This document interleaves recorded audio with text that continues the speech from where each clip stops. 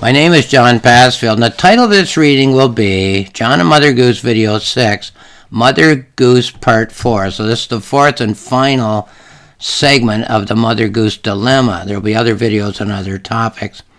Here's my novella, John and Mother Goose, the Carnival of Tales. That's John and Mother Goose in the circle there talking to each other. While driving his granddaughter home from daycare, John suddenly finds himself standing in the midway of a carnival of Mother Goose fairy tales. He's greeted by Jack, of Jack and Jill fame, who tells John that Mother Goose is expecting him, as she has a role for him to play.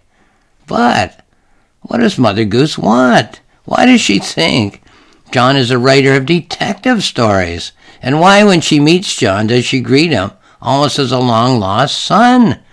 And for that matter, why do so many of the fairy tale characters have different stories they want John to write for them, instead of the ones in which they have lived for hundreds of years? John is not a mythical creature. He's only a human after all, but can he save the Mother Goose Carnival? Can he solve the mystery of the vanishing fairy tales? Now, John finds himself in a situation which he can't control, but which he struggles to understand.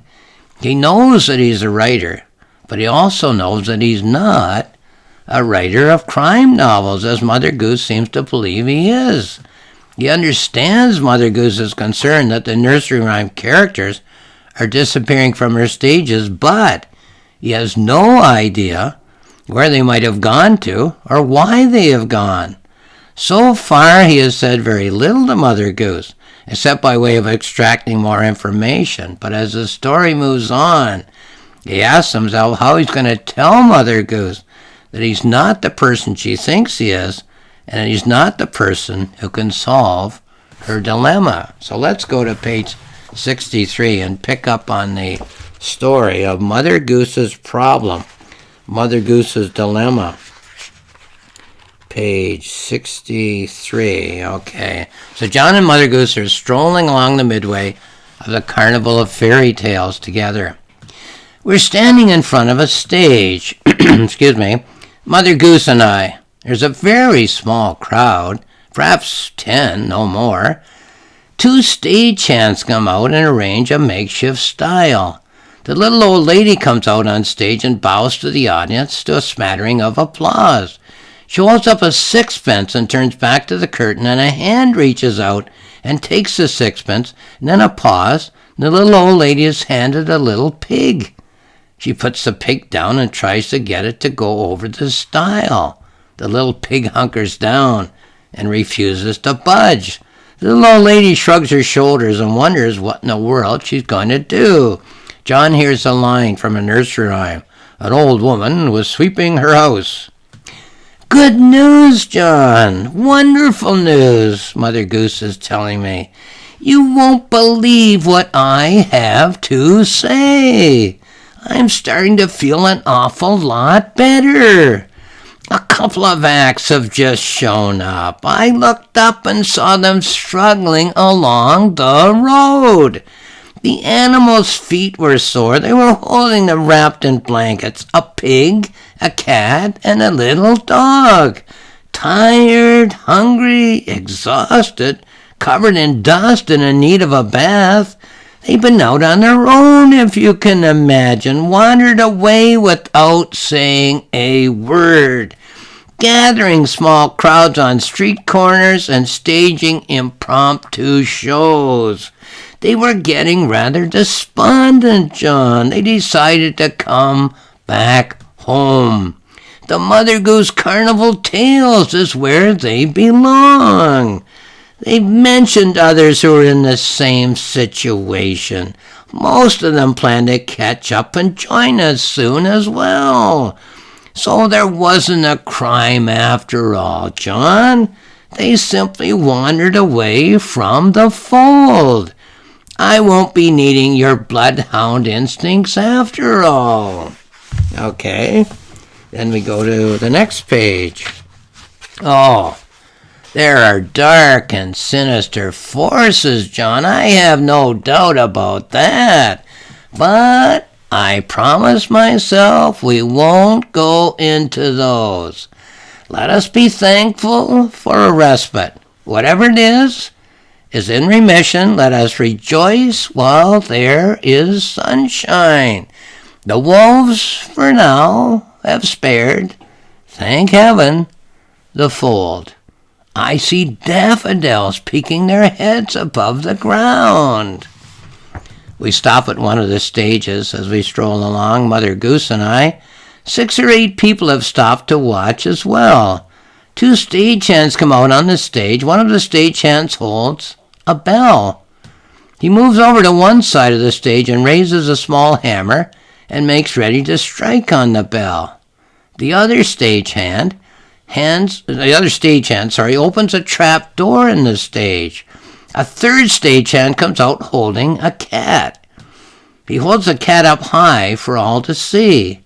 He kneels down and places the cat inside the hole in the stage. The other stagehand strikes with a hammer upon the bell. The 3 stagehands turn and leave the stage. John hears a line from a nursery rhyme. Ding dong bell, pussy's in the well. Oh, I'm so very, very relieved, John. There's been no murder after all. Some of the acts whom I thought had been kidnapped will soon return. They sent word as well. I hope I haven't detained you. You must have plenty of things to do. Many cases must wait on your desk for you to solve. But you too must be pleased, John. It's not a failure to solve on your part. No wonder you've made no progress. There just haven't been any crimes. No crimes at all. We go from page 65 to page 66. I always pull back from the brink, John. That's repeatedly what I do. I've come to many a gaping precipice in my time, some imaginary, I'll admit, but some as real as Satan, nevertheless. But I always pull back in time, John. I stop with my toes right over the edge. And then I take my inventory, John. I sit down at my desk in my tent. I light my little stub of a candle. I dip my quill in the ink, John. I make another list, and then I proceed. We walk along the midway. A play is about to start. About 12 or 15 people stop to watch. I stop at the edge of the crowd, and Mother Goose stops too. 2 stagehands come out, one pushing and one pulling. They shuffle a cupboard into place and leave the stage. In a moment, the curtain parts and a little old lady peeks her head through the curtain to a burst of applause. She has a little dog in her arms, and she moves out onto the stage and sets him down. The dog sits, raises his forelegs, and barks a quiet bark. The little old lady holds up a finger, and the dog holds its position, and then the old lady turns and moves towards the cupboard. She turns and raises a finger again and smiles at the dog. Then she turns back to the cupboard and opens the door. Her smile fades as she realizes that the cupboard is bare. A line goes through John's mind. Old Mother Hubbard went to the cupboard. We stand here on the midway. Mother Goose and I can't tell her I saved her carnival. She wouldn't hear any ill of Jack. Now that's another strand in the novella, which I'll read in other videos, so she won't hear any ill of Jack. But human warps has passed between us, and that's a gain. I open my arms out wide and give her a hug, a nice big thank you and hope we meet again hug. She thinks that I'm a detective writer no less. Well, it's flattering. I'm very touched. I would hate to disillusion her. I'll let her continue to think so of me.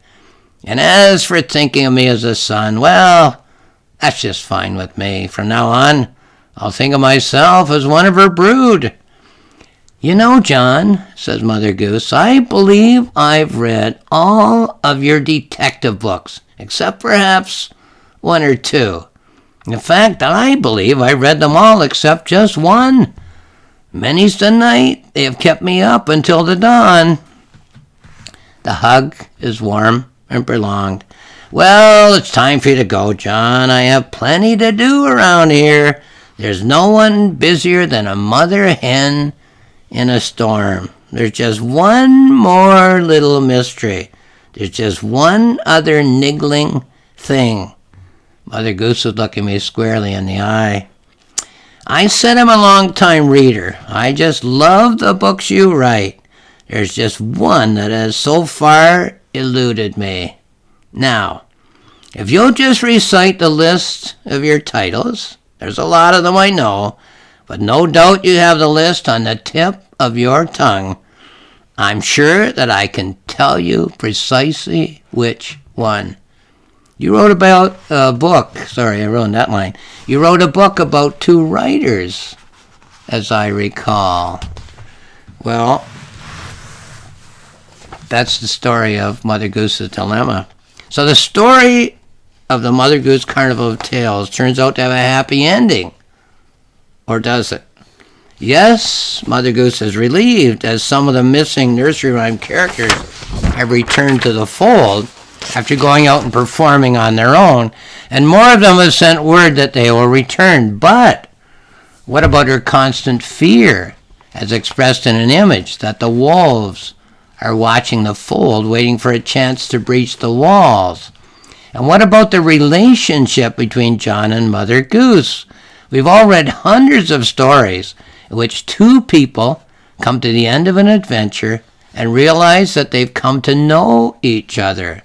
But here, we readers leave the relationship of the two main characters with Mother Goose still believing, as she has all along, that John is the writer of detective stories, which he, John, has insisted all along, silently to himself, he is not.